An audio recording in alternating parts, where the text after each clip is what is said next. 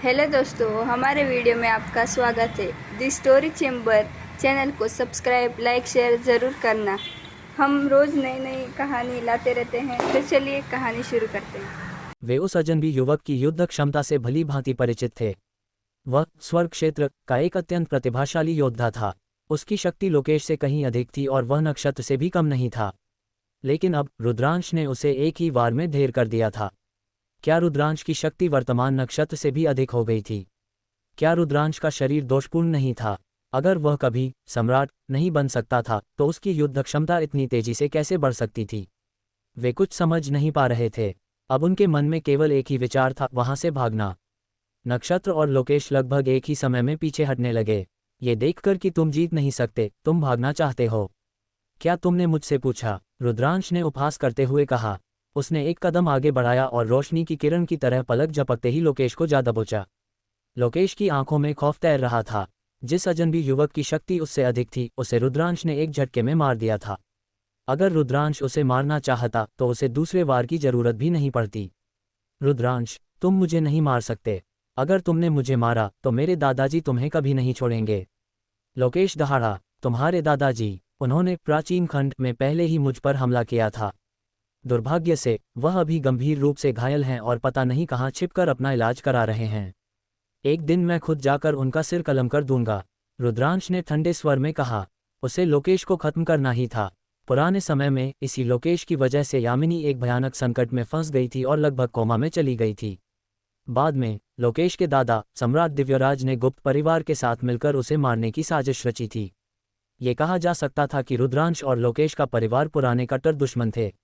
अगर आज लोकेश उसके सामने नहीं आता तो रुद्रांश खुद उसे ढूंढने जाता। अब जब वह मिल गया था तो उसे छोड़ने का सवाल ही नहीं उठता था। असंभव! रुद्रांश की बात सुनकर लोकेश अविश्वास में चिल्लाया। तुम्हारी यात्रा सुखद हो, रुद्रांश ने शांति से कहा और अपनी उंगली से इशारा किया। बिना किसी देरी के रुद्रांश की उंगली से निकली शक्ति ने लोकेश के माथे को चीर दिया। उसकी आत्मा नष्ट हो गई और वह वहीं ढेर हो गया। आकाश शक्ति समूह के दो महान योद्धा रुद्रांश के हाथों मारे जा चुके थे। लोकेश को मारने के बाद रुद्रांश ने नक्षत्र का पीछा किया। उस समय नक्षत्र अपनी पूरी ताकत लगाकर तेजी से भाग रहा था। उसे एहसास हो गया था कि अगर वह आज नहीं निकला तो कभी नहीं निकल पाएगा। रुद्रांश की शक्ति उसकी कल्पना से कहीं परे थी। हालांकि उसे अब भी एक उम्मीद थी। रुद्रांश का शरीर दोषपूर्ण था और वह कभी सम्राट नहीं बन सकता था। भले ही उसकी ताकत बढ़ रही थी, लेकिन उसकी एक सीमा थी। दूसरी ओर नक्षत्र खुद को और बेहतर बना सकता था। उसे विश्वास था कि एक बार सच्चा सम्राट बनने के बाद वह रुद्रांश को मार गिराएगा। जब तक वह जीवित है उसके पास मौका है। वह अपनी पूरी जान लगाकर भाग रहा था, लेकिन जब उसने पीछे मुड़कर देखा तो उसके होश उड़ गए। रुद्रांश उससे कुछ ही दूरी पर था। नक्षत्र, नीचे जाओ और लोकेश का साथ दो ताकि वह अकेला महसूस न करे, रुद्रांश ने कठोरता से कहा। उसने अपने षटपंख दिव्य पंख फैलाए और उसकी गति चौंकाने वाली थी। अपने पारदर्शी पंखों के एक ही झटके के साथ वह नक्षत्र के करीब पहुंच गया। आक्रमण! नक्षत्र रुका और चिल्लाया। एक शाश्वत देव घंटा प्रकट हुआ और कंपन करने लगा। अब नक्षत्र की साधना पहले से कहीं अधिक मजबूत थी। उसने 3 सितारा शून्य सम्राट स्तर प्राप्त कर लिया था और शाश्वत नियम के दूसरे चरण में पहुंच चुका था। साथ ही उसने एक राजा मार्ग नियम पर भी महारत हासिल कर ली थी। इसलिए उसके देव घंटे की शक्ति पहले की तुलना में कई गुना अधिक थी। ध्वनि तरंगों की परतें बाहर निकली और तीखी तलवारों में बदल गईं, जो रुद्रांश की ओर बढ़ीं। ये दृश्य अत्यंत भयानक था। फिर वही पुराना पैंतरा, नक्षत्र, यह मुझ पर काम नहीं करेगा, रुद्रांश ने बेरुखी से कहा और अपनी हथेली से प्रहार किया। धमाका हुआ, शून्य फट गया और एक पहाड़ जैसी ताकत नक्षत्र की ओर बढ़ी। ध्वनि तरंगों से बनी तलवारें एक एक करके बिखर गईं। हथेली की शक्ति रुकी नहीं, वह नक्षत्र की ओर बढ़ी और सीधे शाश्वत देव घंटे से टकराए। गूंज उठी, घंटा जोर से थरथराया और उस पर दरारें पड़ गईं। नक्षत्र का शरीर किसी तोप के गोले की तरह पीछे जा गिरा और उसने हवा में ही खून की उल्टियां कीं। ये कैसे संभव है? नक्षत्र अविश्वास में दहाड़ा। रुद्रांश इतना शक्तिशाली कैसे हो सकता था? पिछले 5 वर्षों में स्वर्ग क्षेत्र में रहते हुए नक्षत्र ने ढेरों संसाधन जुटाए थे। यहाँ तक कि कुछ बड़े दिग्गजों ने उसे अपना शिष्य बनाया था। एक स्वर्गीय सम्राट का शिष्य बनने और उनके मार्गदर्शन में रहने के बाद उसने हर क्षेत्र में उन्नति की थी। लेकिन 5 साल बाद जब वह फिर से रुद्रांश से मिला तो वह और भी अधिक असहाय महसूस कर रहा था। ये लोग इतने कमजोर हैं। ये रुद्रांश को मारने आए थे, दादान ने मुंह बिचकाते हुए कहा। हाँ, ये तो खुद मौत को बुलावा दे रहे हैं, गुप्तवीर ने भी व्यंग्य किया। इसी बीच आसपास खड़े लोग भी चर्चा करने लगे। वह कौन है? कितनी जबरदस्त शक्ति है? मैंने सुना है कि वे किसी अद्वितीय दोषपूर्ण शरीर वाले युवक की बात कर रहे थे।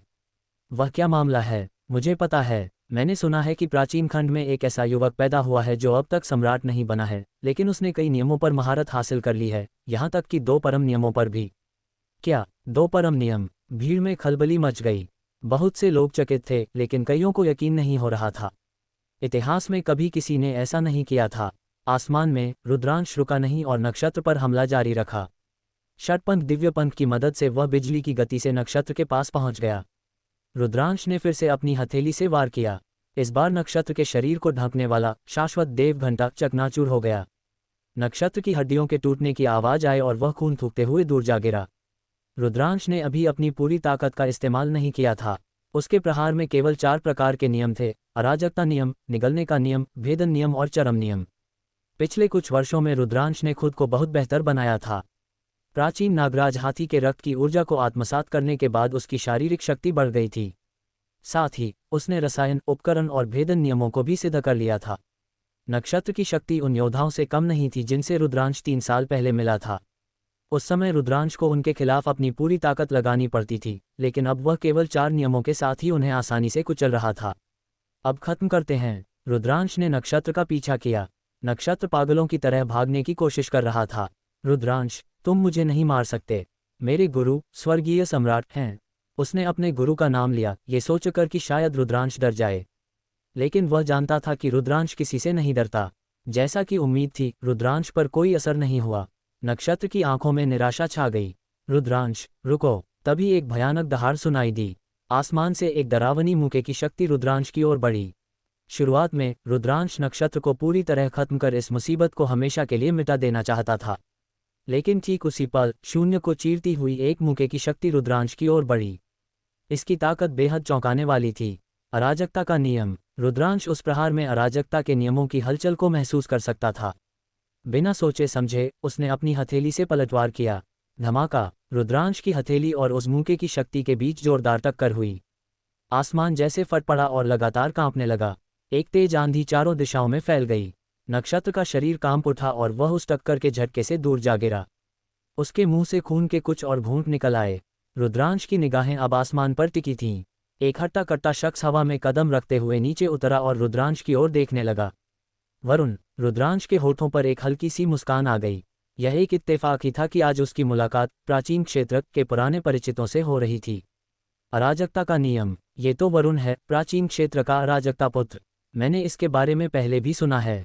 ये बहुत प्रतिभाशाली है। अखंड भूमि में आने के बाद उसे तुरंत एक महान गुरु ने अपना शिष्य बना लिया था।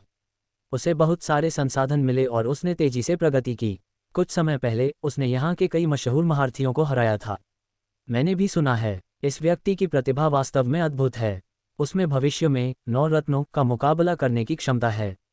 इस बार प्राचीन क्षेत्र ने वास्तव में चौंकाने वाली प्रतिभा वाले कई लोगों को पैदा किया है। वरुण के अलावा एक और व्यक्ति है जो और भी भयानक है। वह नियति के पुत्र के रूप में पैदा हुआ था और नियति के नियमों को नियंत्रित कर सकता है। वहाँ कुछ ऐसे भी दिग्गज हैं जो बेहद खौफनाक हैं। जाहिर था कि 5 साल बीत चुके थे और जो प्रतिभाशाली युवा प्राचीन क्षेत्र से आए थे, वे सभी तेजी से आगे बढ़ रहे थे। उन्होंने अखंड भूमि में अपना नाम बना लिया था और कई विशेषज्ञ उन्हें जानने लगे थे। वरुण की आंखें चमक रही थीं जब उसने नीचे रुद्रांश को देखा। उसके शरीर से युद्ध की तीव्र भावना प्रकट हो रही थी। रुद्रांश, मुझे उम्मीद नहीं थी कि तुम अखंड भूमि आओगे। हालांकि तुम कभी सम्राट नहीं बन सकते, लेकिन तुम्हारी लड़ने की ताकत इस स्तर तक पहुंच गई है, ये वाकई हैरान करने वाला है। पर यह अच्छा ही है। तुम्हें मारने में मुझे और भी मजा आएगा। जैसे ही वरुण ने ये कहा, उसकी आंखों में क्रूरता की झलक दिखी। क्या तुम्हें याद है कि मैंने तुमसे 10 खंडों की जंग में क्या कहा था? अगर तुम एक बार मुझसे हार गए तो तुम कभी मेरे प्रतिद्वंद्वी नहीं बन पाओगे। रुद्रांश शांति से बोला, उसकी आवाज में तिरस्कार था। तुम बड़ी बड़ी बातें कर रहे हो। एक लाचार इंसान कभी परम सम्राट नहीं बन सकता। तुम्हें यह आत्मविश्वास मिला कहाँ से? मरो! वरुण चिल्लाया और उसके शरीर से एक भयानक आभा निकली। 4 सितारा शून्य सम्राट। ये वरुण की वर्तमान साधना थी। एक 4 सितारा शून्य सम्राट पहले से ही उच्च स्तर का होता है, जो 3 सितारा से कहीं अधिक शक्तिशाली है। दुनिया की ताकत उमड़ रही थी और नियमों की शक्ति ने वरुण को चारों ओर से घेर लिया था, जिससे वह युद्ध के देवता जैसा लग रहा था। 3 प्रकार के नियम और अराजकता का नियम, वह पहले से ही दूसरे स्तर पर है। रुद्रांश का दिल धड़क उठा। उसने वरुण की युद्ध शक्ति का एक मोटा अंदाजा लगा लिया था। क्या अब भी तुम्हें खुद पर भरोसा है? वरुण ने पूरे आत्मविश्वास के साथ कहा। उसके लिए आज रुद्रांश से मिलना बहुत बड़ी खुशखबरी थी। 10 खंडों की लड़ाई के दौरान वह एक के बाद एक हार चुका था। वह अभी भी उस हार को भुला नहीं पाया था। आज वह रुद्रांश को हरा सकता था और किसी और दिन वह बाकी विरोधियों को भी धूल चटा देगा। वह सबको साबित करना चाहता था कि वह सबसे श्रेष्ठ है। यही उसकी महत्वाकांक्षा थी। रुद्रांश, ये हमारा शिकार है। तभी एक ठंडी आवाज सुनाई दी। दूर से कुछ रंगीन रोशनियां तेज गति से उड़ती हुई आईं। अगले ही पल आसमान में कुछ आकृतियां दिखाई दीं। उनकी शक्तिशाली आभा और ठंडी नफरत साफ झलक रही थी। नीलाक्षी, यश। रुद्रांश की नजरें चमक उठीं। ऐसा लगा कि वह फिर से कुछ पुराने परिचितों से मिल गया है। जब उन दोनों ने रुद्रांश की ओर देखा तो उनकी निगाहें विशेष रूप से ठंडी थीं। रुद्रांश, मैं आज तुम्हें मार डालूंगी, नीलाक्षी ने कड़ाई से कहा। उस समय रुद्रांश की वजह से उसे बहुत अपमान सहना पड़ा था। बाद में उसे खजाना भी नहीं मिला क्योंकि रुद्रांश ने उसे रोक दिया था। फिर उन दोनों ने दादान और मुकुल पर नजर डाली। उनकी आंखों में नफरत और लालच साफ था। उन्होंने मुकुल को पहचान लिया था। वे बहुत खुश थे। यह कोई औपचारिक युद्ध का मैदान नहीं था, इसलिए यहाँ कोई नियम नहीं थे। एक दूसरे को मारना सामान्य था। तुम लोग उन लोगों को घेर लो, नीलाक्षी चिल्लाए और हाथ से इशारा किया। नीलाक्षी और यश के पीछे कुछ अधेड़ उम्र के आदमी थे। इस पल वे बिजली की तरह झपटे और उन्होंने दादान, मुकुल और गुप्त वीर को घेर लिया। ये सभी सत्य सम्राट स्तर के योद्धा थे। उनकी भयानक आभा ने मुकुल और गुप्त वीर के चेहरों पर शिकन ला दी। रुद्रांश, मैं देखती हूँ कि आज तुम्हें कौन बचाता है। नीलाक्षी और यश ने रुद्रांश को घेर लिया। हाँ, रुद्रांश, ऐसा लगता है कि तुमने बहुत से लोगों को दुश्मन बना लिया है। वरुण ने ताना मारा। कुछ जोकर और कठपुतलियां, रुद्रांश ने बेपरवाही से कहा। तुमने क्या कहा? तुम मौत को दावत दे रहे हो, नीलाक्षी चिल्लाए। कुछ वर्षों के बाद नीलाक्षी और यश निस्संदेह मजबूत हो गए थे। उनकी साधना 4 सितारा शून्य सम्राट के स्तर तक पहुंच गई थी। सतह पर वे वरुण से कमजोर नहीं लग रहे थे। 3 युवा विशेषज्ञों ने रुद्रांश को घेर रखा था। प्राचीन क्षेत्र के इस कचरे ने वास्तव में इतने सारे लोगों को नाराज किया है। वह बहुत अभिमानी है। वह सिर्फ एक लाचार व्यक्ति है जो कभी सम्राट नहीं बन सकता। उसकी इतनी हिम्मत, क्या वह मरने के लिए तैयार है? मैंने सुना है कि वह प्राचीन क्षेत्र में बहुत प्रसिद्ध था। वह वहाँ की युवा पीढ़ी में पहले नंबर पर था। ये सामान्य है। वह अभी तक सम्राट नहीं है, लेकिन उसने इतने सारे नियमों में महारत हासिल कर ली है। उसकी युद्ध शक्ति जरूर मजबूत होगी। दुर्भाग्य से उसमें आगे बढ़ने की क्षमता नहीं है। मुझे लगता है कि उसे घमंडी होने की आदत हो गई है, इसलिए वह अपनी स्थिति को नहीं पहचान पा रहा है। बाकी सब बेहतर होते जा रहे हैं, लेकिन वह अभी भी उतना ही अहंकारी है। उसके पास अब ज्यादा समय नहीं बचा है। वह शायद आज मारा जाएगा। आसपास के लोग चर्चा कर रहे थे और उन्हें लगा कि रुद्रांश का बचना नामुमकिन है। भाई रुद्रांश, तभी एक खुशी भरी आवाज सुनाई दी। आवाज मधुर और कानों को सुकून देने वाली थी। फिर शून्य में एक चमक हुई और एक छोटी सी आकृति अचानक रुद्रांश के कंधे पर प्रकट हुई। रुद्रांश वहां से हटा नहीं क्योंकि वह आवाज सुनते ही जान गया था कि वह कौन है। पनखुड़ी, पनखुड़ी, रुद्रांश ने मुस्कुराते हुए पुकारा। ऐसा लगा कि पनखुड़ी भी आ गई थी। 5 साल बाद भी वह वैसी ही थी, बिल्कुल नहीं बदली। भाई रुद्रांश, पनखुड़ी रुद्रांश के गले लग गई और अपना छोटा सा सिर उसके कंधे पर रगड़ने लगी। वह उसे छोड़ने को तैयार नहीं थी। वरुण की आंखें पनखुड़ी को देखकर सिकुड़ गईं। पनखुड़ी एक कालस्थान जीव थी। जब से वह अखंड भूमि आई थी, उसे बहुत महत्व दिया गया था और उसे काफी संसाधनों के साथ पाला गया था। उसकी साधना और भी तेजी से बढ़ी थी और उसकी वर्तमान ताकत वरुण से कम नहीं थी। दिल काफी देर तक गले लगे रहने के बाद पनखुड़ी ने अपना सिर उठाया और वरुण, नीलाक्षी और यश की ओर देखा।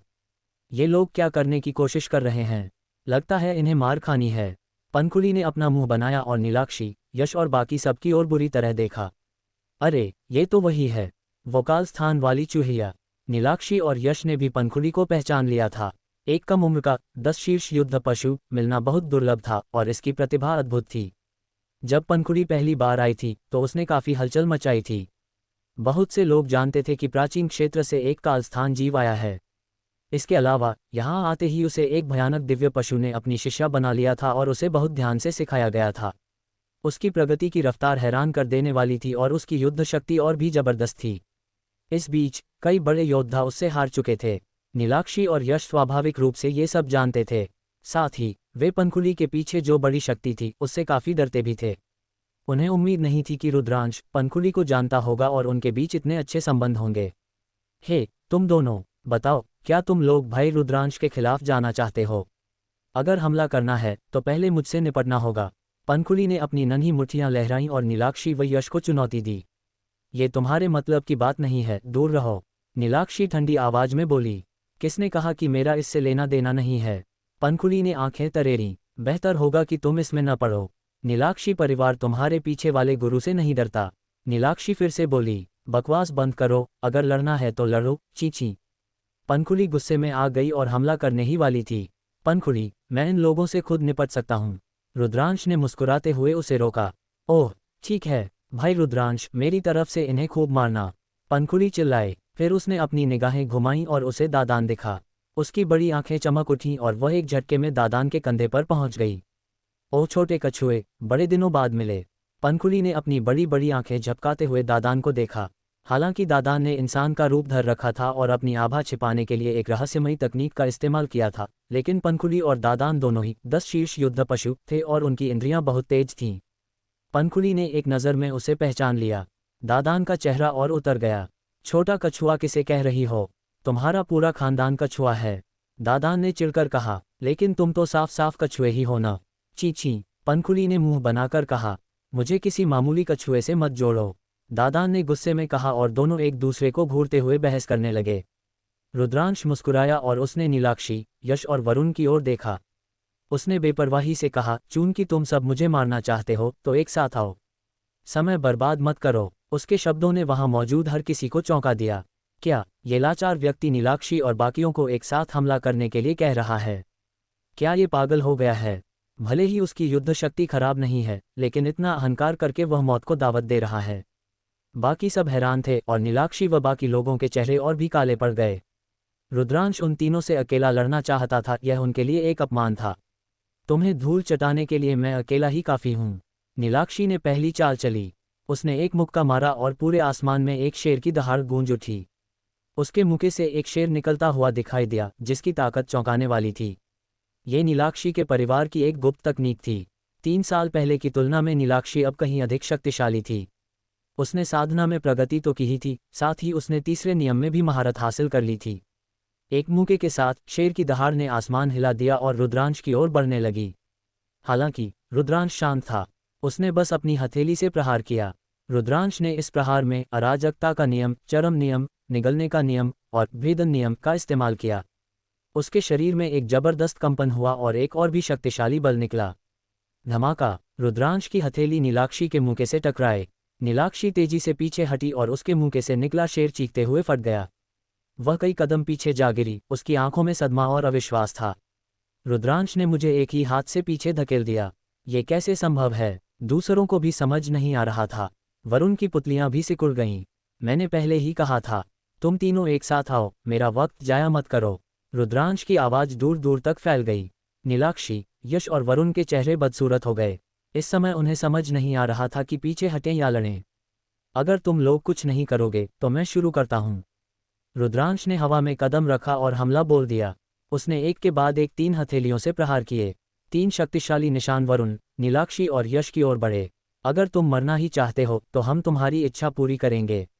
सब एक साथ हमला करो, यश चिल्लाया। उसने अपनी तलवार निकाली और रुद्रांश पर वार किया। नीलाक्षी ने भी हमला किया।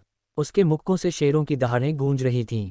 साथ ही वरुण ने भी अपनी पूरी ताकत झोंक दी और अपनी मुट्ठियों से एक पहाड़ जैसी शक्ति बनाकर रुद्रांश की ओर फेंकी। वरुण अब और शक्तिशाली हो गया था। उसके हर हमले में कई नियमों का विस्फोट हो रहा था, जिसमें अराजकता का नियम केंद्र में था। तीनों की संयुक्त शक्ति से शून्य जैसे उबलने लगा। धमाका, धमाका, धमाका। उनके हमले रुद्रांश की हथेली के निशान से टकराए। चारों ओर बल फैल गया और कमजोर योद्धाओं को पीछे हटना पड़ा। लेकिन चौंकाने वाली बात यह थी कि टक्कर के बाद रुद्रांश का शरीर टस से मस नहीं हुआ। वह आसमान में खड़ा रहा। उसका चेहरा बिल्कुल शांत था। वह 3 लोगों से एक साथ लड़ रहा था और फिर भी उसे कोई नुकसान नहीं हुआ। असंभव, वरुण मन ही मन चिल्लाया। उसने दुनिया की पूरी ताकत लगा दी ताकि रुद्रांश को कुचल सके। उसी समय नीलाक्षी और यश भी रुद्रांश की ओर झपटे। बस इतना ही, रुद्रांश ने कहा। इस बार उसने एक के बाद एक 3 उंगलियों से इशारा किया। यह आपदा की अराजकता उंगली थी, लेकिन इसकी शक्ति पहले से कहीं ज़्यादा थी, क्योंकि इस बार रुद्रांश ने इसमें 5 प्रकार के नियमों को जोड़ दिया था। अराजकता का नियम, निगलने का नियम, चरम नियम, भेदन नियम और सरनीताव नियम। गुप्त परिवार में रहने के दौरान रुद्रांश अक्सर दादान के साथ अभ्यास करता था। दादान की नियमों की समझ अद्भुत थी, जिससे रुद्रांश को बहुत फायदा हुआ था। 5 नियमों के मिलन की शक्ति डरावनी थी।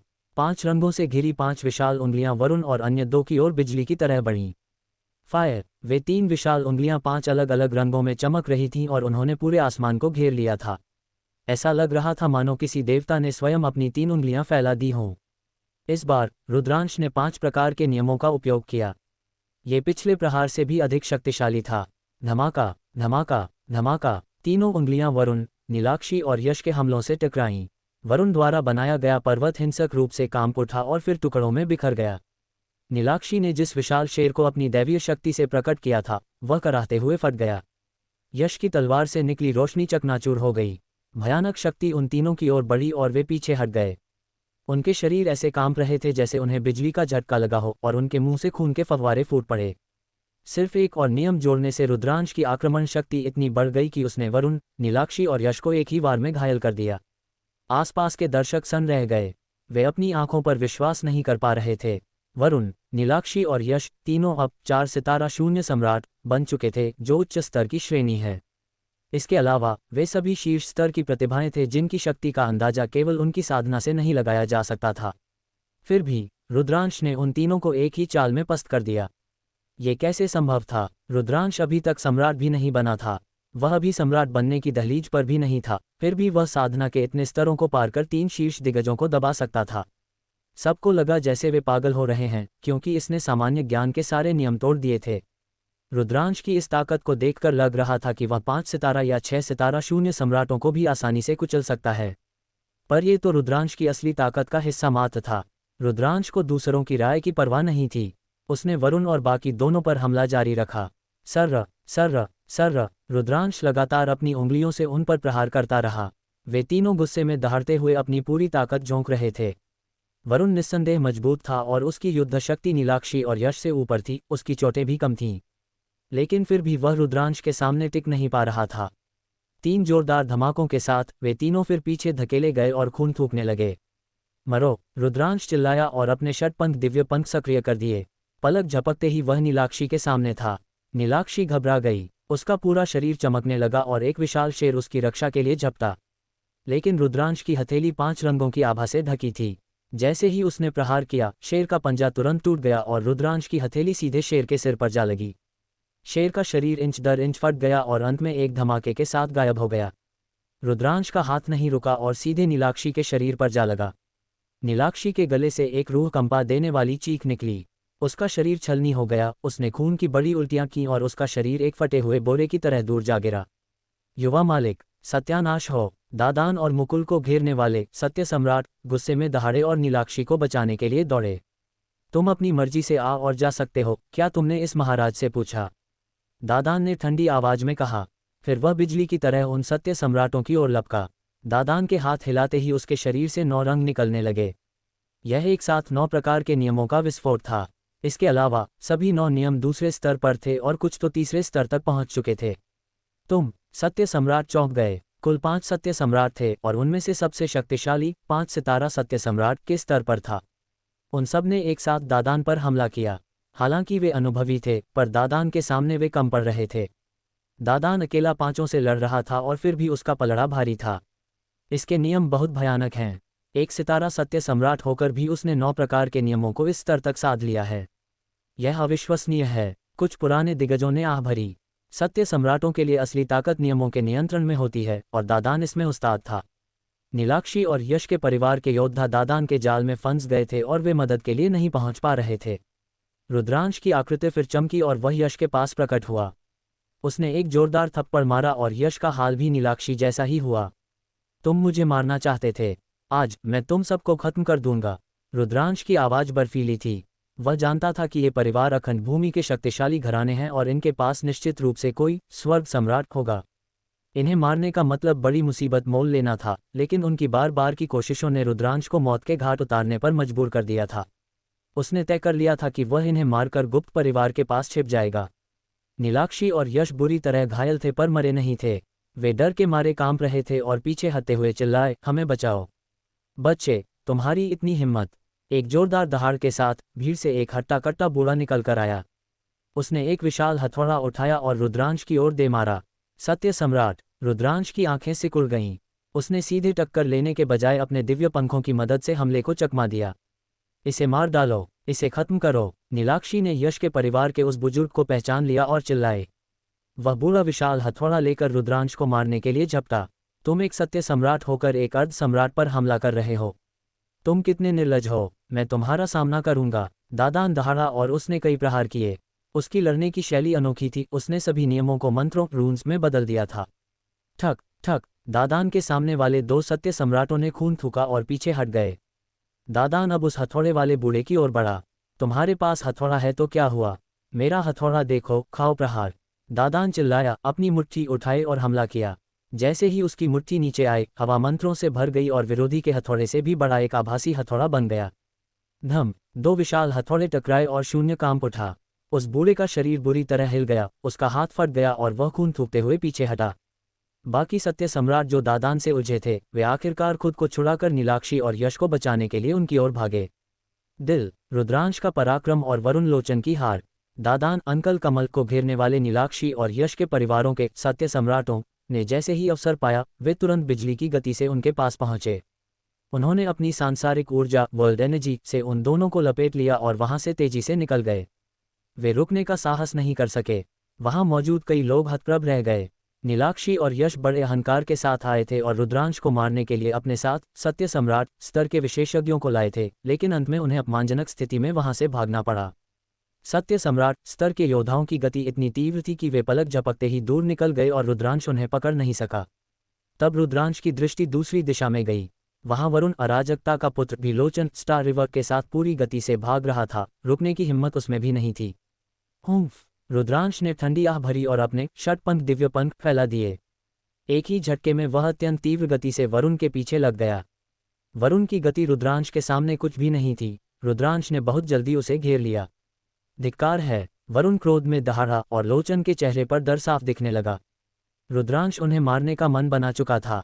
वध, रुद्रांश ने शीतलता से कहा और अपनी उंगली से निशाना साधा। एक विशाल उंगली आपदा की अराजकता उंगली वरुण की ओर बढ़ी। अराजकता का दिव्य शरीर, वरुण चिल्लाया और उसने अपनी शक्ति का प्रयोग किया। उसका ये शरीर पहले से बहुत अलग और उन्नत था, जो कई नियमों को सोख सकता था।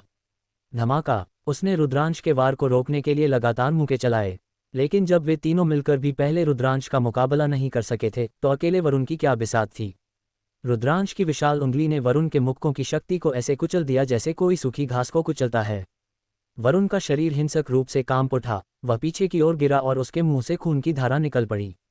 लोचन भी इस प्रहार के झटके से दूर जा गिरा, जिससे उसकी चोटें और गहरी हो गईं। रुद्रांश मेरे गुरु स्वर्ग सम्राट हैं।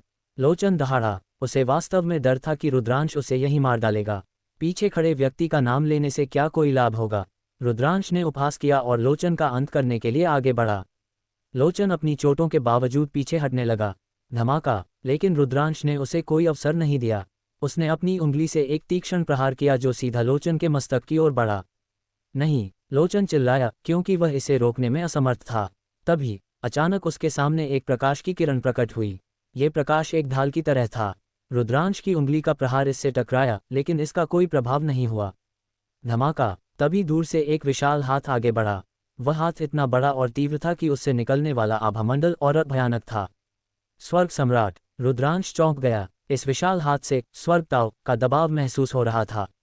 गुरुदेव, लोचन उत्साह से चिल्लाया। उसके गुरु भी प्राचीन नगर में आए थे और अब वह सुरक्षित था। हालांकि उस विशाल हाथ ने रुद्रांश पर हमला नहीं किया। उसने केवल लोचन और वरुण को पकड़ा और तेजी से वहां से ओझल हो गया। आसपास के लोगों ने राहत की सांस ली। स्वर्ग सम्राट का दबाव इतना अधिक था कि दूर से भी वह किसी पहाड़ के बोझ जैसा महसूस हो रहा था। स्वर्ग सम्राट की चेतावनी। नगर के दूसरी ओर एक भव्य प्रांगण में लोचन और वरुण प्रकट हुए। उनके सामने एक ग्रे वस्त्र पहने वृद्ध व्यक्ति खड़ा था। रक्षा के लिए धन्यवाद गुरुदेव। लोचन ने तुरंत आभार व्यक्त किया। वरुण ने भी झुककर प्रणाम किया। वृद्ध ने सिर हिलाया। तभी लोचन बोला, गुरुदेव, आपको रुद्रांश को मार देना चाहिए था। वह इतना अहंकारी है कि आपकी भी परवाह नहीं करता। चुप रहो, वृद्ध ने ठंडी आवाज में डांटा। उसकी आंखों की चमक से लोचन का हृदय कांप उठा। मैं एक स्वर्ग सम्राट होकर एक कनिष्ठ जूनियर को मारूं क्योंकि मेरा शिष्य उसका मुकाबला नहीं कर सका? लोग मेरे बारे में क्या सोचेंगे? लोचन का चेहरा पीला पड़ गया। वरुण ने भी अपना सिर झुका लिया। स्वर्ग सम्राट के सामने उनकी कोई हैसियत नहीं थी। और तुम्हें क्या लगता है, अगर मैं रुद्रांश को मारता तो क्या अन्य स्वर्ग सम्राट चुप बैठते? वर्तमान में हमारा जगत एक बड़े शत्रु का सामना कर रहा है, इसलिए कुछ नियम बने हैं। समझे? मुझसे भूल हुई। लोचन ने सिर झुकाया। तुम दोनों के बीच का विवाद तुम्हें खुद सुलझाना होगा। इस मिशन के बाद वापस जाकर एकांत साधना करो। जब तक तुम सत्य सम्राट नहीं बन जाते, बाहर मत आना। वृद्ध ने आदेश दिया। लोचन ने सिर हिलाया, लेकिन उसकी आंखों में नफरत थी।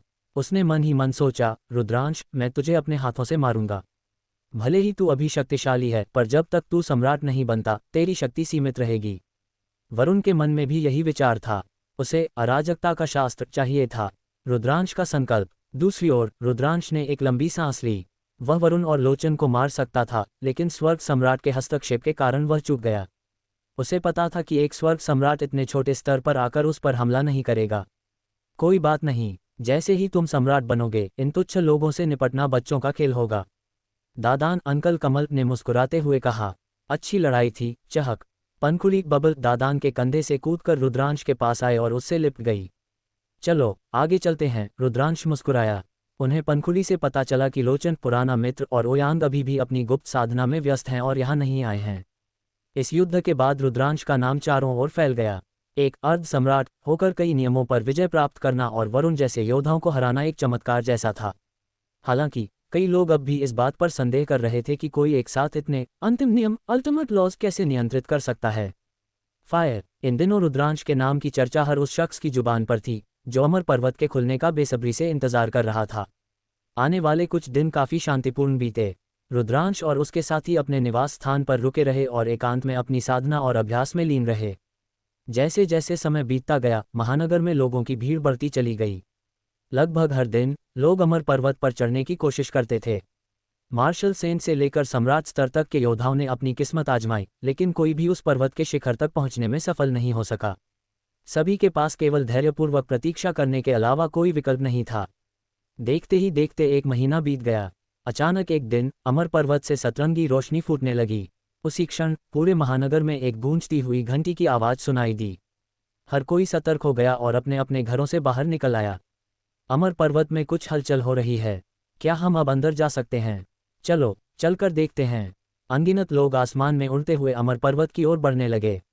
रुद्रांश और उसके साथी भी अपनी साधना से जागे और कौशलेंद्र के परिवार के मुखिया के साथ पर्वत की ओर चल दिए। कुछ ही पलों में अमर पर्वत लोगों के समंदर से घिर गया। अमर प्राचीन ग्रंथ का आकर्षण इतना प्रबल था कि कोई भी खुद को रोक नहीं पा रहा था। उस ग्रंथ को पाने का मतलब था लगभग अमर हो जाना। जब तक शरीर पूरी तरह राख न हो जाए, तब तक किसी भी गंभीर चोट से उबरना संभव था। ये कई जिंदगियां पाने के समान था। यहाँ तक कि शक्तिशाली सम्राट भी अपनी शांति खो चुके थे और इस दौड़ में शामिल थे। तभी अमर पर्वत की गहराइयों से एक विशाल आकृति धीरे धीरे बाहर निकली। लोगों की आंखें फटी की फटी रह गई। पर्वत के अंदर कोई है? क्या अमर सम्राट अब भी जीवित हैं? यह असंभव है। भीड़ में हैरानी और संदेह फैल गया। जल्द ही वह आकृति सबके सामने स्पष्ट हुई। वह एक अधेड़ उम्र का पुरुष था। नहीं, यह एक कठपुतली पपट है। भीड़ में मौजूद एक उच्च सम्राट ने स्थिति को भांपते हुए कहा। वह आकृति वास्तव में एक कठपुतली थी जिसे संभवतः अमर सम्राट ने पीछे छोड़ा था। उस कठपुतली ने गरजती हुई आवाज में कहा, अमर सम्राट की इच्छा के अनुसार अमर प्राचीन ग्रंथ का पुनर्जन्म होने वाला है और यह फिर से दुनिया के सामने प्रकट होगा। ये सुनते ही लोगों की धड़कनें तेज हो गई। ग्रंथ वास्तव में प्रकट होने वाला था। कठपुतली ने अपनी बात जारी रखी, हालांकि सम्राट का आदेश है कि जो भी इस ग्रंथ को पाना चाहता है उसे एक परीक्षा से गुजरना होगा। एक सम्राट ने आगे बढ़कर पूछा, हमें किस तरह की परीक्षा देनी होगी? कठपुतली ने जवाब दिया, ये बहुत सरल है। सबसे पहले सम्राटों से शुरू करते हैं।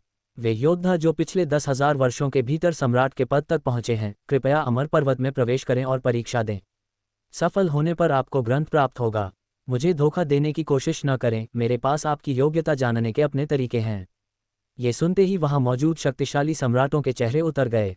10,000 साल के भीतर सम्राट बनना एक अत्यंत कठिन कार्य था। मार्शल सम्राट बनने के बाद प्रगति बहुत धीमी हो जाती है। कई लोगों के लिए एक छोटी सी उन्नति में ही हजारों साल लग जाते हैं। कठपुतली ने एक लंबी सांस ली। ऐसा लगता है कि यहाँ कोई भी इस योग्य नहीं है। कुछ सम्राटों ने विरोध करना चाहा, पर नियम अटल थे। चलो आगे बढ़ते हैं, कठपुतली ने कहा। वे जो 1000 वर्षों के भीतर महान सम्राट बने हैं, वे अंदर आ सकते हैं। महान सम्राटों के चेहरे भी सफ़ेद पड़ गए। 1000 साल में महान सम्राट बनना नामुमकिन जैसा था। किसी ने हाथ नहीं उठाया। यहाँ भी कोई नहीं। ठीक है, वे जो केवल 100 वर्षों के भीतर सच्चे सम्राट, ट्रू एम्परर बन गए हैं, वे आगे आएं। 100 साल में सच्चा सम्राट। हा, ये तो जैसे मेरे लिए ही बना है। मैं आ रहा हूँ। दादान खिलखिलाकर हंसा और बेहद उत्साहित हो गया। एक तरह से दादान का यह नया जन्म था और वह निश्चित रूप से इस समय सीमा के भीतर था। दादान के अलावा आसमान में लगभग 10-12 और लोग सामने आए। ये युवा पीढ़ी के वे प्रतिभाशाली योद्धा थे जिन्हें 9 अद्वितीय युवा कहा जाता था। रुद्रांश ने देखा कि उनमें से कुछ तो बमुश्किल 20-22 साल के लग रहे थे। इन भाग्यशाली लोगों को अमर पर्वत की ओर बढ़ते देख बाकी सब ईर्ष्या से भर गए। जैसे ही वे पास पहुंचे, कठपुतली ने हाथ हिलाया और आसमान में एक रोशनी का दरवाजा खुल गया। तुम सब अंदर जा सकते हो। वे सभी उस दरवाजे में समा गए और गायब हो गए। कठपुतली वहीं ध्यान मुद्रा में बैठ गई और बोली, आकलन में समय लगेगा, प्रतीक्षा करें। दिन बीतते गए। रुद्रांश ने समय का सदुपयोग करने के लिए अपनी आंखें मूंद लीं और जीवन के नियम, लाइफ लॉ को सिद्ध करने की साधना में लग गया। उसे मार्शल सम्राट बनने के लिए इस अंतिम नियम को पूर्ण करना अनिवार्य था। 2 महीने बाद अमर पर्वत में फिर हलचल हुई। वही 10-12 लोग बाहर निकले, लेकिन उनके चेहरे बुझे हुए थे। उनकी निराशा साफ बता रही थी कि वे असफल रहे हैं। दादान भी उड़कर वापस रुद्रांश के पास आया। दादान, अंदर का क्या हाल है? क्या तुम्हें वह अमर प्राचीन ग्रंथ मिला? रुद्रांश ने उत्सुकता से पास आकर पूछा। मुझसे मत पूछो, मुझे अभी अकेला छोड़ दो, दादान ने अपना मुंह लटकाते हुए कहा। उसके चेहरे पर गहरी निराशा और बेबसी साफ झलक रही थी। लगता है यह महाशय फेल होकर आए हैं। चींची। पंखुड़ी ने दादान का मजाक उड़ाते हुए चुटकी ली। बकवास बंद करो, मैं फेल कैसे हो सकता हूँ? सच तो यह है कि मैं ही इकलौता था जो सफल हुआ, लेकिन वह बुढ़ा, वह अमर सम्राट बड़ा ही बदलाखोर निकला। उसने मुझे वह ग्रंथ देने से साफ मना कर दिया। मैं ये बर्दाश्त नहीं कर पा रहा। वह बुढ़ा बहुत ही छोटे दिल का इंसान है। दादान पागलों की तरह चिल्लाने लगा। रुद्रांश, पंखुड़ी और साथ खड़े कौशलेंद्र की आंखें फटी की फटी रह गईं। क्या दादान वाकई सफल हो गया था? क्या उसने सच में परीक्षा पास कर ली थी या वह बस लंबी लंबी फेंक रहा था? पास खड़े दूसरे लोग भी दादान की बातें सुन रहे थे और उसे तिरस्कार भरी नज़रों से देख रहे थे। किसी को भी उसकी बातों पर यकीन नहीं था कि वह अमर सम्राट को व्यक्तिगत रूप से जानता है। अमर सम्राट ने तुम्हें वह ग्रंथ क्यों नहीं दिया? रुद्रांश ने फिर पूछा। उसे दादान की बात पर यकीन था क्योंकि दादान दुनिया के 10 सबसे शक्तिशाली जीवों में से एक था। अगर वह भी परीक्षा पास नहीं कर पाता तो फिर कोई नहीं कर सकता था। वह बहुत ही संकीर्ण सोच वाला व्यक्ति है। अतीत में मैंने बस उसकी एक चीज़ ले ली थी। क्या उस बात का गुस्सा अब तक पालना ज़रूरी है? दादान ने दांत पीसते हुए कहा। रुद्रांश सब समझ गया। दादान ने ज़रूर 1-2 नहीं बल्कि काफ़ी कुछ हाथ साफ किया होगा और पुराने समय में सम्राट को काफ़ी परेशान किया होगा। रुको। रुद्रांश के दिमाग में अचानक एक विचार आया और उसने मन ही मन दादान से पूछा, तुम्हारी बातों से तो ऐसा लग रहा है जैसे अमर सम्राट अब भी जीवित हैं। नहीं, वह मर चुका है।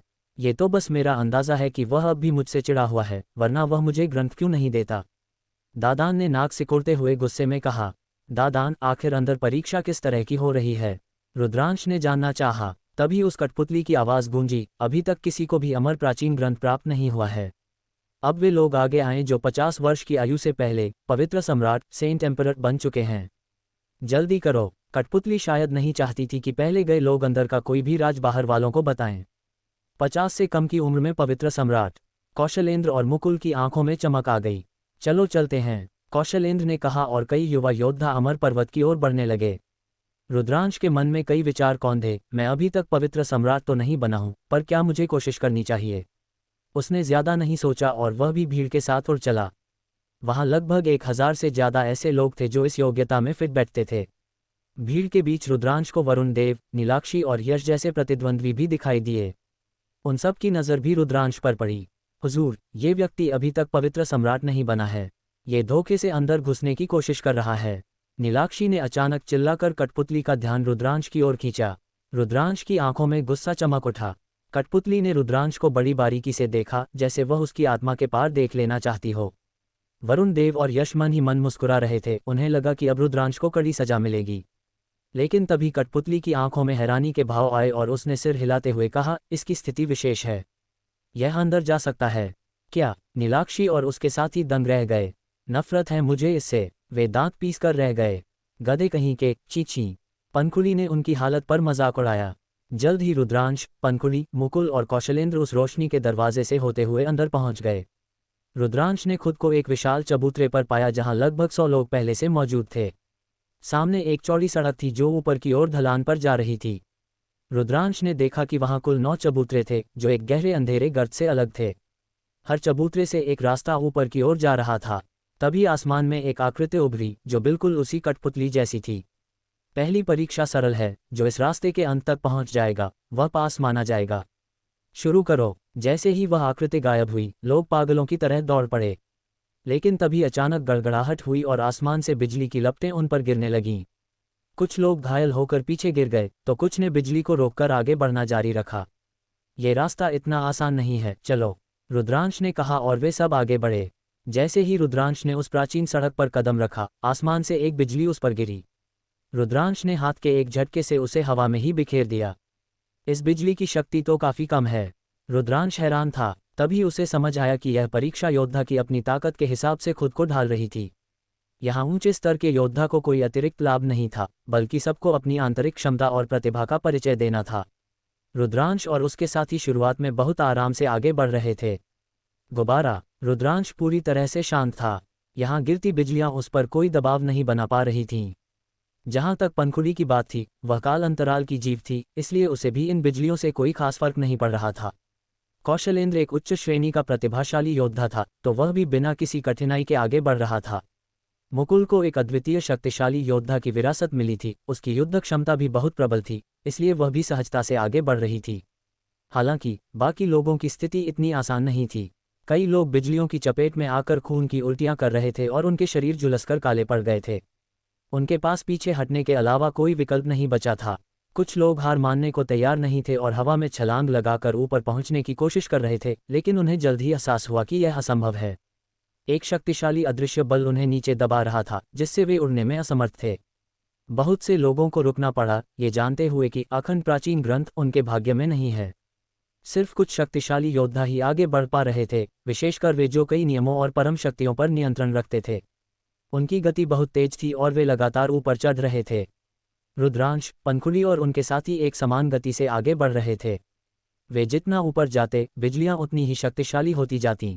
आसमान को चीरती हुई बिजलियां लगातार रुद्रांश पर प्रहार कर रही थीं, लेकिन रुद्रांश ने अपने चारों ओर रक्षात्मक कवच बना लिया था जिसे बिजलियां भेद नहीं पा रही थीं। अचानक एक युवक की चीख गूंजी।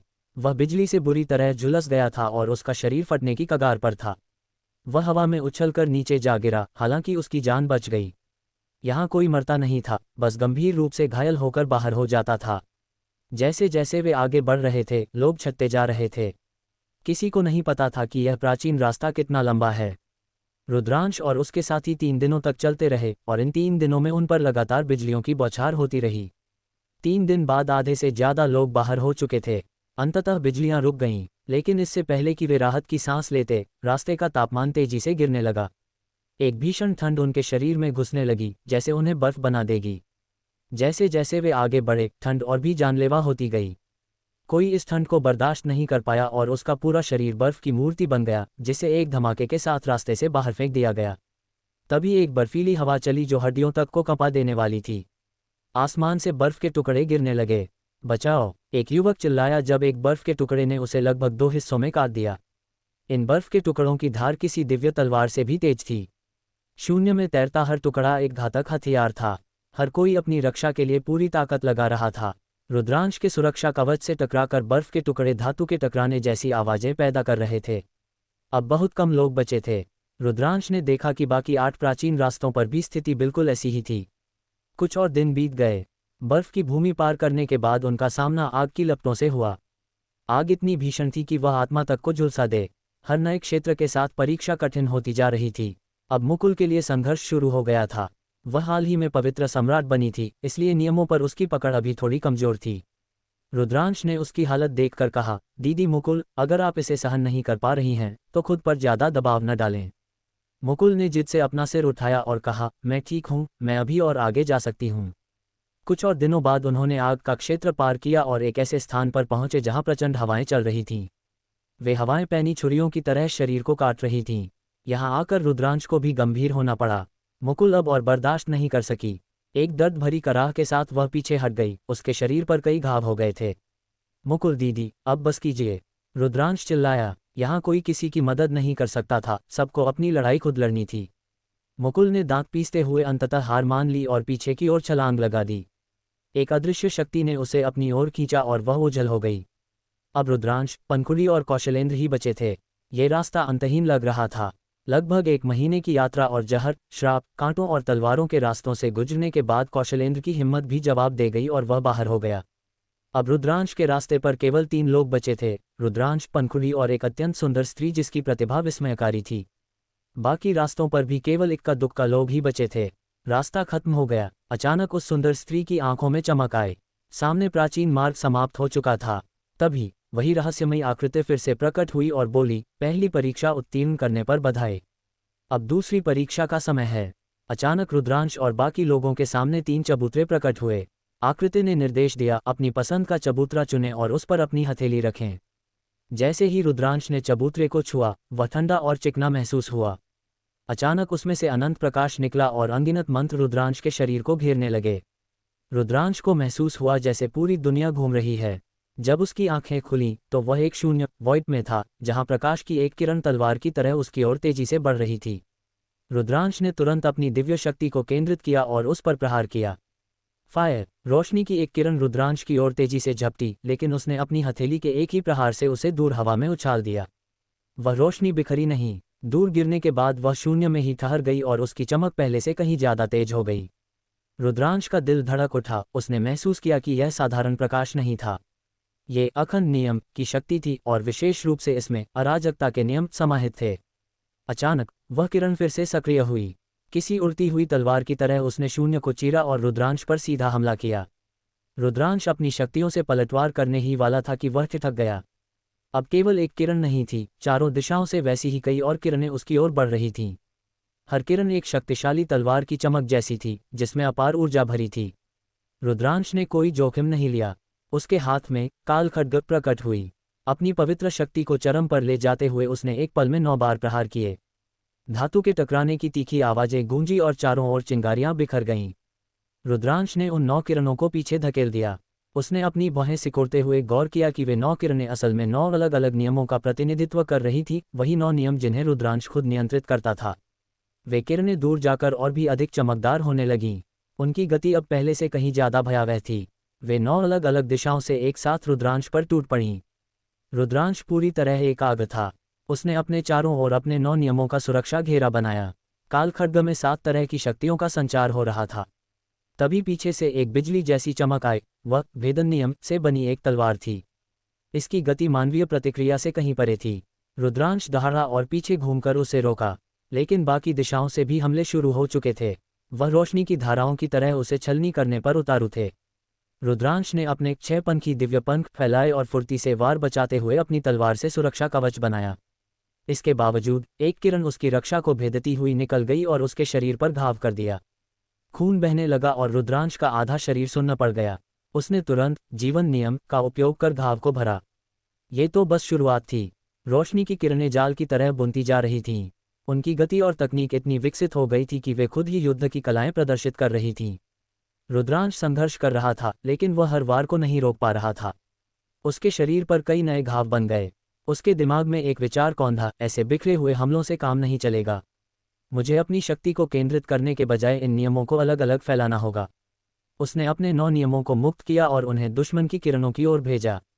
शुरुआत में वह धीमा था और उसे और ज्यादा चोटें आईं, लेकिन वह समझ गया था कि रास्ता यही है। जैसे जैसे दिन बीतते गए, उसकी तकनीक में निखार आने लगा। 7 दिनों के भीतर उसने अधिकांश वार रोकना शुरू कर दिया और 1 महीने के बाद वह पूरी तरह सुरक्षित था। उसने महसूस किया कि नियमों पर उसकी पकड़ अब बहुत मजबूत हो गई है। उसकी अपनी बनाई हुई युद्ध कलाएं, अराजकता का हथौड़ा और काल खड्ग अब अपनी सफलता के नए स्तर पर पहुंच चुकी थीं।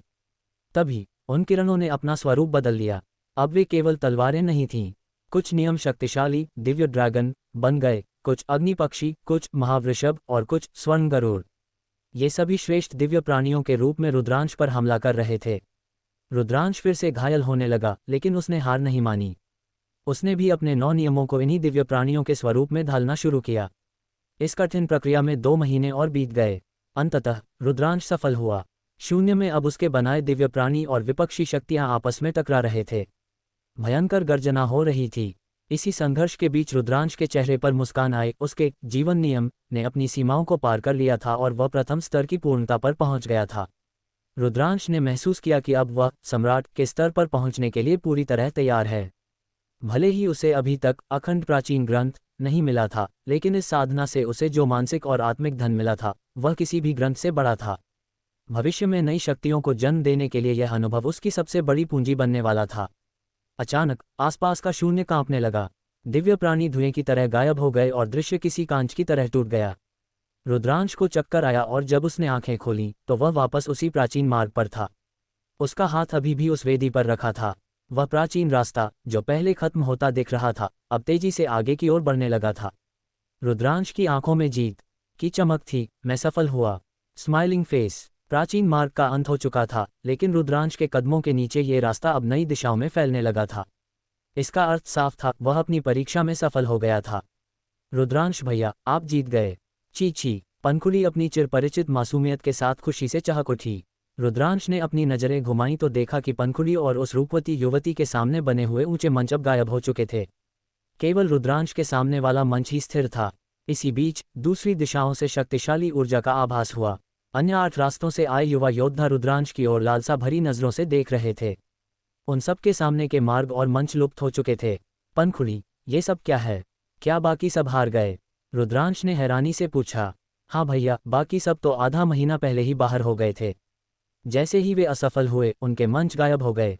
सिर्फ आप ही थे जो अब तक डटे रहे, पंखुड़ी ने चहकते हुए विस्तार से बताया। रुद्रांश के चेहरे पर एक संतोषजनक मुस्कान आई। उसने आगे कदम बढ़ाए और पंखुड़ी और उस युवती को भी अपने साथ नए मार्ग पर आने का इशारा किया। लेकिन जैसे ही उन दोनों ने कदम रखा, एक अदृश्य दीवार ने उन्हें रोक दिया। वे 1 इंच भी आगे नहीं बढ़ पा रहे थे, जबकि रुद्रांश के लिए कोई बाधा नहीं थी। भैया, पंखुड़ी ऊपर नहीं आ पा रही। ची उसने उदास होकर मुंह फुला लिया। रुद्रांश ने वापस आकर उसका हाथ खींचने की कोशिश की, लेकिन अब वह खुद भी पीछे नहीं जा पा रहा था। शक्ति का एक गहरा संतुलन उसे आगे की ओर धकेल रहा था। रुद्रांश भैया, आप अकेले ही जाए, पंखुड़ी ने हार मानकर कहा। रुद्रांश के पास कोई और रास्ता नहीं था। वह अकेला ही उस प्राचीन मार्ग पर आगे बढ़ चला। पीछे छूटे 8 रास्तों के योद्धा उसे देख रहे थे। किसी की आंखों में ईर्ष्या थी तो किसी की आंखों में सम्मान।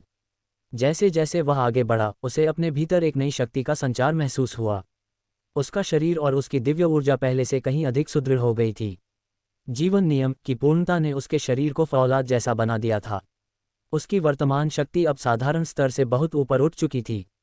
रास्ता शांत था। जल्द ही वह मार्ग के अंतिम छोर पर पहुंच गया, जहां एक विशाल और वैभवशाली महल खड़ा था। महल के सामने श्वेत संगमरमर का एक बड़ा मैदान था और उसके ठीक ऊपर आकाश में रोशनी का एक गोला किसी तारे की तरह चमक रहा था। यह क्या है? रुद्रांश की नजरें उस रोशनी पर टिक गईं। गौर से देखने पर उसे रोशनी के केंद्र में कांच के टुकड़े जैसा एक पारदर्शी और चमकता हुआ अंश दिखाई दिया। जैसे ही रुद्रांश ने मैदान में कदम रखा, वह प्रकाशपुंज बिजली की गति से उसकी ओर लपका। बचने का समय ही नहीं मिला। वह रोशनी सीधे रुद्रांश की भरीकुटी माथे के बीच में समा गई और ओझल हो गई। एक जोरदार धमाका उसके मस्तिष्क में हुआ और एक नई चेतना जागृत हुई। यही है अखंड प्राचीन ग्रंथ। रुद्रांश की खुशी का ठिकाना न रहा। उसने महसूस किया कि उसकी आत्मा की शक्ति जैसे ही उस अंश को छूती, उसे ज्ञान की तरंगें महसूस होने लगतीं। अचानक वह अंश उसके भीतर विलीन हो गया और उसकी आत्मा का हिस्सा बन गया। अब उसे किसी किताब की जरूरत नहीं थी। वह पूरा ग्रंथ उसके मन में अंकित हो चुका था। रुद्रांश ने सोचा कि क्या वह इस ज्ञान को किसी अन्य वस्तु पर अंकित कर सकता है। उसने एक खाली जेड पट्टिका निकाली, लेकिन जैसे ही उसने लिखना चाहा, उसका हाथ रुक गया।